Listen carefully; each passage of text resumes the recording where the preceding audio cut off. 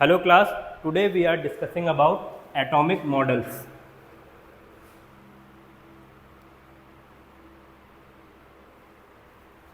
Atomic models. Atomic model पढ़ने के लिए जो अभी हम एटॉमिक मॉडल देखते हैं, हम क्या देखते हैं, सेंटर में एक न्यूक्लियस है, इसके अंदर प्रोटॉन है, न्यूट्रॉन है और इसके अराउंड इलेक्ट्रॉन इसकी शेल्स में रिवॉल्व कर रहे हैं।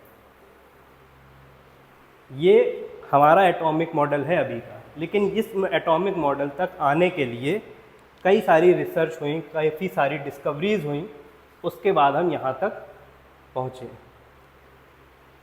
ठीक, तो अब देखिए इसको आने से पहले क्या क्या हुआ था। सबसे पहला एटॉमिक मॉडल दिया था थॉमसन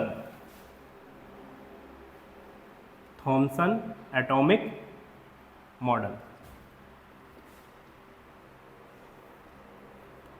थॉमसन एटॉमिक मॉडल ने कहा था कि ये जो हमारा पॉजिटिव और नेगेटिव चार्ज है, ये एक स्फेयर की तरह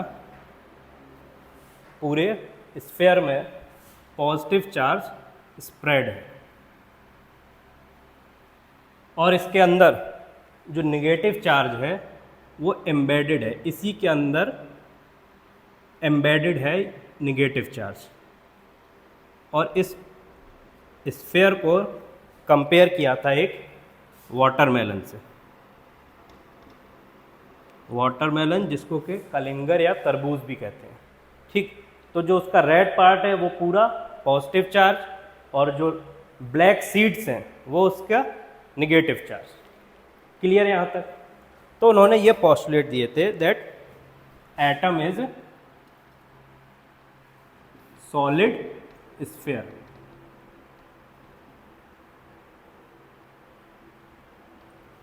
फर्स्ट पोस्टुलेट ये था। सेकंड पोस्टुलेट था कि positive charge spread evenly in on sphere।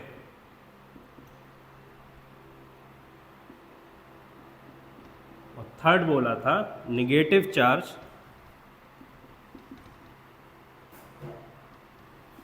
embedded in inside sphere। तो ये जो हम ऐसे तरबूज अगर काटें तो ये इसका रेड पार्ट हो गया, ये इसकी आउटर शेल हो गई और ये इसके हो गए सीड्स। इस तरह से कुछ बताया था। लेकिन इसमें एक प्रॉब्लम आ रही थी। प्रॉब्लम क्या आ रही थी? जो डिफेक्ट थे इस मॉडल में,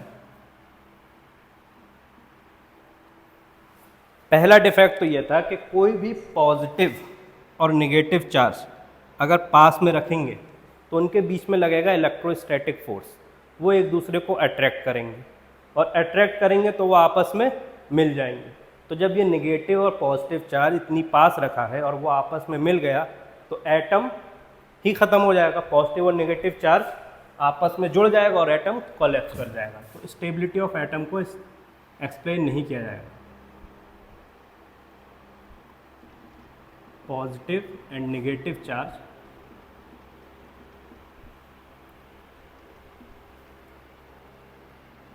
attract each other by electrostatic force।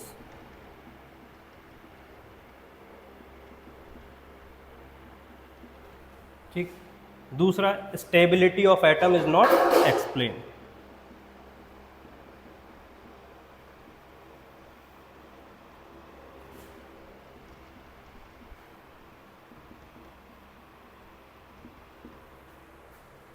तो इस ड्रॉबैक और इन डिफेक्ट की वजह से थॉमसन का एटॉमिक मॉडल को डिस्कार्ड कर दिया गया। इसके बाद एक नया एटॉमिक मॉडल दिया है, रदरफोर्ड एटॉमिक मॉडल।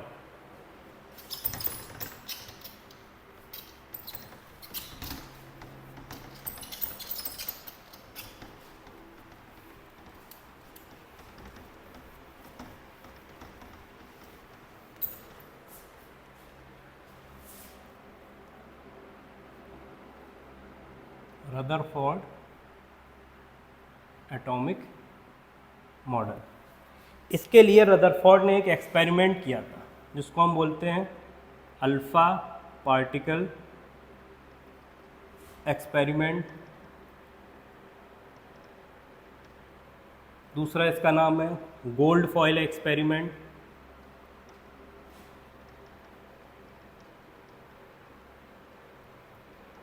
इस एक्सपेरिमेंट का थोड़ा सेटअप देखते हैं। सेटअप क्या था? रदरफोर्ड ने एक रेडियो एक्टिव सब्सटेंस रेडियम को रखा और उसको ब्लॉक कर दिया एक लेड बॉक्स के अंदर। ठीक, ये है रेडियो एक्टिव सब्सटेंस।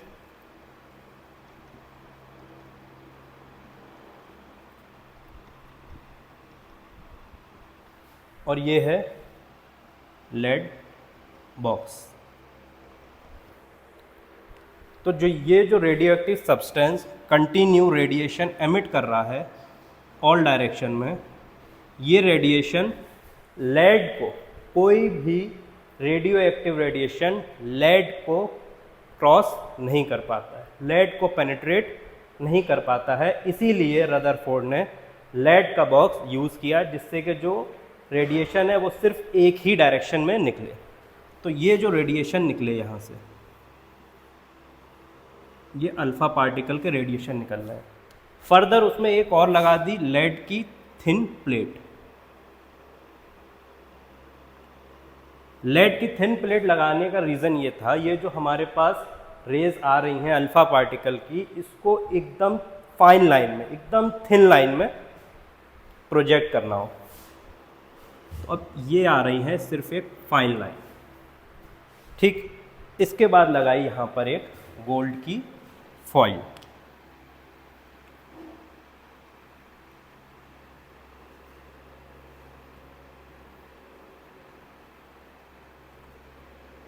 ये है गोल्ड फॉइल।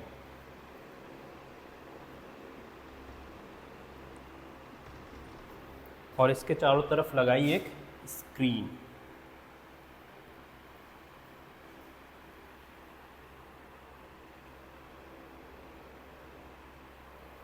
ठीक, और स्क्रीन के ऊपर कोटिंग की जिंक सल्फाइड की।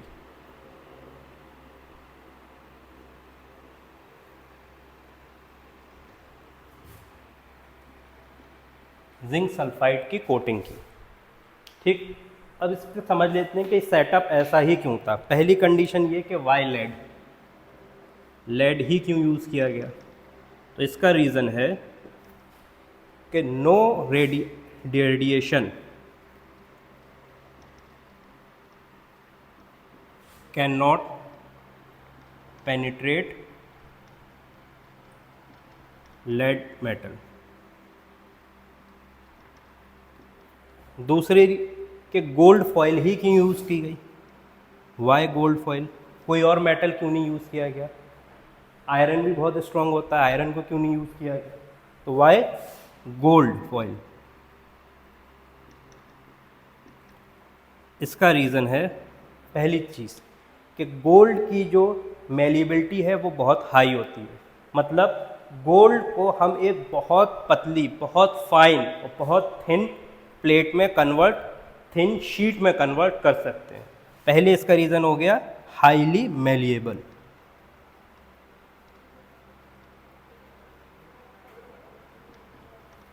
ठीक, दूसरा कंडीशन है गोल्ड अनरिएक्टिव है। अगर आयरन को लेंगे, आयरन रस्ट होता है, करोजन होता है, लेकिन गोल्ड पे करोजन नहीं होता है, तो क्या हो गया? अनरिएक्टिव। और लास्ट है इसका हाई एटॉमिक मास। हम हाई एटॉमिक मास है, इसको अभी आगे एक्सप्लेन करते हैं।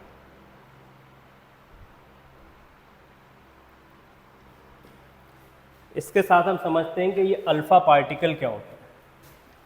Alpha particle, what is alpha particle?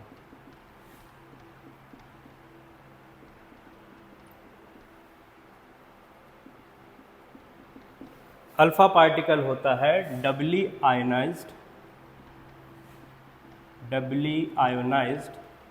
Helium atom. Dabali ionised का मतलब हीलियम जो होता है, हीलियम के पास 2 इलेक्ट्रॉन होते हैं।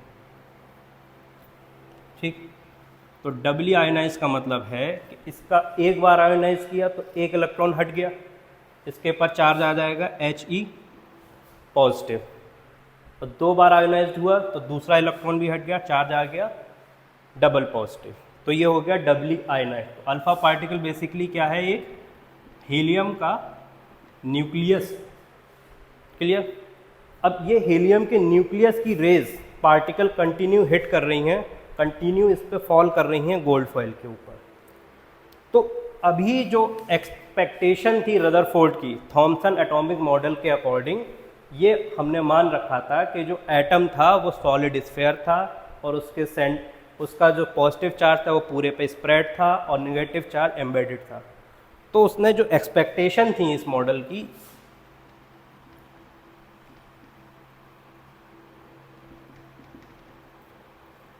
एक्सपेक्टेशन ये थी कि ये जो जितनी भी अल्फ़ा पार्टिकल की रेज आएंगी ये इवनली पूरे शीट पे स्प्रेड होंगी और फिर इससे पास हो जाएंगी।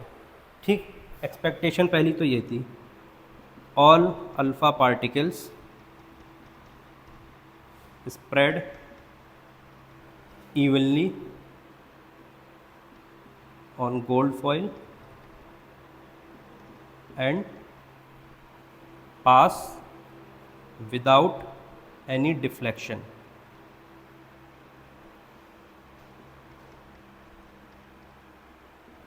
बट एक्चुअल में ऑब्जर्वेशन क्या आएंगे, ऑब्जर्वेशन देखते हैं।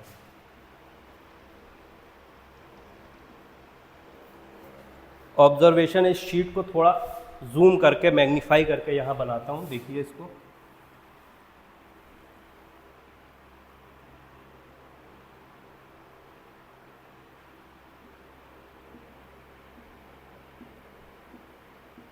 ये गोल्ड के एटम्स हैं।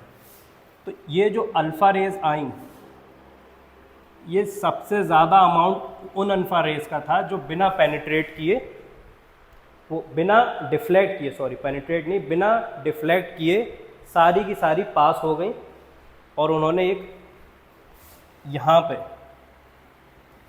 एक चमक प्रोड्यूस हुई, एक शाइन, एक फ्लैश ऑफ लाइट प्रोड्यूस हुआ, क्योंकि जिंक सल्फाइड होता है fluorescent substance.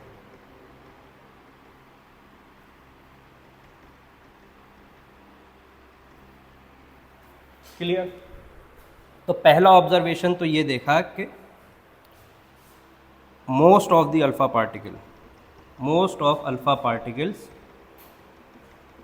pass without any deflection।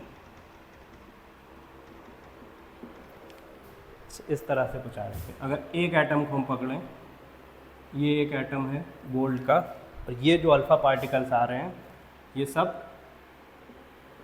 पास हो रहे हैं बिना किसी डिफ्लेक्शन के। दूसरा क्या देखा, कुछ अल्फा पार्टिकल जो इसके पास से जा रहे हैं वो कुछ एक स्मॉल एंगल से डिफ्लेक्ट हो गए। ये इसकी सीधी लाइन थी, ये इस एंगल पे डिफ्लेक्ट हो गए। सेकंड ऑब्जर्वेशन आई, some alpha particles deflect bye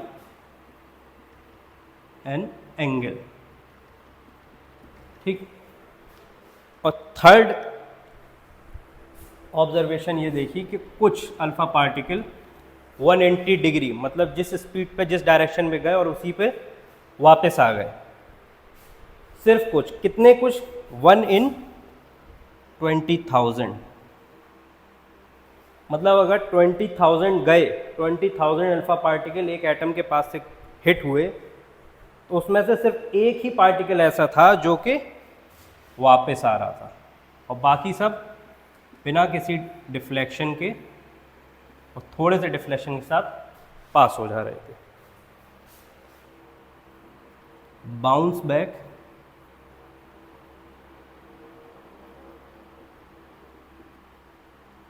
same path. तो अब इस पूरे एक्सपेरिमेंट को देख के, इस पूरे एक्सपेरिमेंट से जो ऑब्जर्वेशन मिली, जो थॉमसन ने बोला था कि पूरा जो सॉलिड स्फीयर था, ये जो बोला गया था कि पूरा सॉलिड स्फीयर है, अगर सॉलिड स्फीयर होता तो सारे अल्फा पार्टिकल को बाउंस बैक आ जाना चाहिए था, क्योंकि हीलियम है पॉजिटिवली चार्ज, ये पूरे पर पॉजिटिव चार्ज है, तो सबको हिट करके वापस आ जाना चाहिए था, लेकिन एक्चुअल में सिर्फ 20,000 में से सिर्फ एक ऐसा है जो वापस आ रहा है, बाकी सब पास हो रहा है। तो इसका मतलब एटम जो हमने बोला था हॉलो, जो पूरा एक स्फीयर है सॉलिड, तो सॉलिड नहीं है एटम, एक्चुअल में हॉलो है। और जो पॉजिटिव चार्ज है वो सिर्फ सेंटर पे कॉन्सेंट्रेटेड है, और जो पॉजिटिव चार्ज है उसका जो स्पेस है, जो वॉल्यूम है उस एटम में, वो बहुत कम है compare to whole volume of atom, क्योंकि एक ही है। अगर इसका चार्ज ज़्यादा होता, अगर मान लीजिए हॉलो भी होता और ये कंडीशन होती इस तरह से, ये पॉजिटिव चार्ज होता, तो 1 in 20,000 नहीं होता, इसमें नंबर बहुत ज़्यादा हो जाना था। ठीक है, तो ये जो थॉमसन का मॉडल था वो डिस्कार्ड हो गया। करंट मॉडल आया रदरफोर्ड के अकॉर्डिंग कि एटम एक्चुअल में एक हॉलो स्फीयर है, सेंटर में उसका सारा पॉजिटिव चार्ज कंसंट्रेटेड है, और इलेक्ट्रॉन जो नेगेटिव चार्ज है वो इसके चारों तरफ, न्यूक्लियस के चारों तरफ घूम रहा है। अब इसके आगे इसमें भी कुछ प्रॉब्लम थी। इसमें प्रॉब्लम ये थी कि इलेक्ट्रॉन जो रिवॉल्व कर रहे हैं अराउंड, वो कहाँ रिवॉल्व कर रहे हैं, कितनी पास कर रहे हैं, कितना दूर कर रहे हैं, एक इलेक्ट्रॉन कितना दूर है, दो इलेक्ट्रॉन कितना दूर है, वो प्रॉब्लम इसमें थी।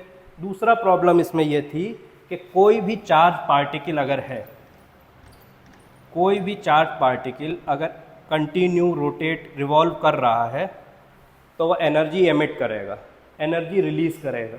एनर्जी रिलीज़ करेगा तो वो उस पर इलेक्ट्रोस्टैटिक फोर्स जो सेंटर से लग रहा है न्यूक्लियस से, वो बढ़ता जाएगा। वो फोर्स बढ़ेगा तो वो जो इलेक्ट्रॉन है वो न्यूक्लियस के पास आता जाएगा, न्यूक्लियस के पास आता जाएगा, उसकी जो ऑर्बिट थी वो छोटी होती जाएगी, ऑर्बिट छोटी होती जाएगी, तो वो कंटिन्यू रिवॉल्व होते होते वो फाइनली न्यूक्लियस में ही मिल जाएगा। तो जो प्रॉब्लम थी पॉजिटिव और नेगेटिव चार्ज के आपस में मिल जाने की, जो प्रॉब्लम थॉमसन मॉडल में आ रही थी, वही प्रॉब्लम यहाँ पर भी आ गई कि एटम में पॉजिटिव और नेगेटिव चार्ज फाइनली मिल गया और एटम कोलैप्स हो गया। तो एक स्टेबिलिटी, दूसरा अरेंजमेंट ऑफ इलेक्ट्रॉन, वो इन दो प्रॉब्लम की वजह से इस मॉडल भी फेल हो गया था। ठीक, इसके आगे एक नया मॉडल था बोर्ड्स एटॉमिक मॉडल, वो हम नेक्स्ट क्लास में डिस्कस करेंगे। Thank you.